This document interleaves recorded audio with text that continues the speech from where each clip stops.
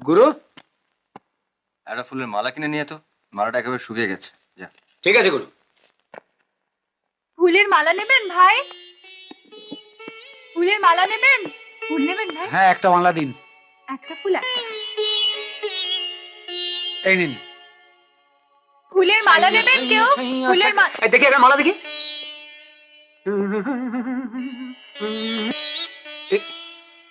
একটু অপেক্ষা করতে হবে। দাম কত? ফুল দিয়ে দেবতার পুজো হয়, তাই ফুলের কোনো দাম চাইতে নেই। আপনি খুশি হয়ে যা দেবেন আমরা তাই নেব।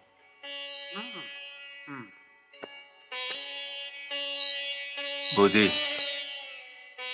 তোমরা আমাকে ভুলে যেতে পারো, কিন্তু আমি পারি না। আমার সমস্ত অন্তর জুড়ে শুধু তোমরা। গুরু, হ্যাঁ, হ্যাঁ গুরু, মালা এনেছি। এত তাড়াতাড়ি? বাড়ির সামনে বিক্রি করছিল, নিয়ে এলাম। জানো গুরু, মালার দাম জানতে চাইলাম, বললো ফুল দিয়ে দেবতার পুজো হয়, তুমি যা দেবে তাই নেব।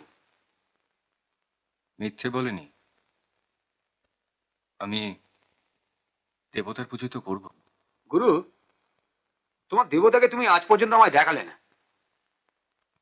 ঠিক হ্যাঁ, একদিন লুকিয়ে ঠিক দেখে নেবো।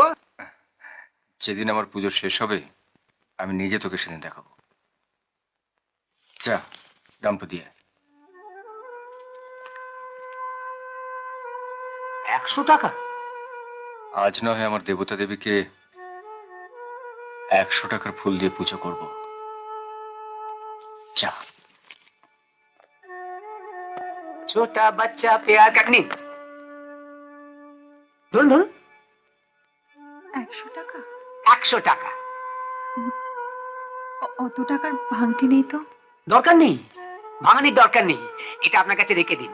আমার গুরু বলেছে তার দাদা বৌদিকে 100 টাকার ফুল দিয়ে পুজো করবে। ধরুন ধরুন। দাদা বৌদিকে? হ্যাঁ, নিন ধরুন ধরুন। দিল সে। চলো না লক্ষ্মী, ভেতরে গিয়ে দেখে আসি সে কত বড় ভাগ্যবান আর ভাগ্যবতী দাদা বৌদি, যাকে ছোট ভাই ফুল দিয়ে পুজো করে।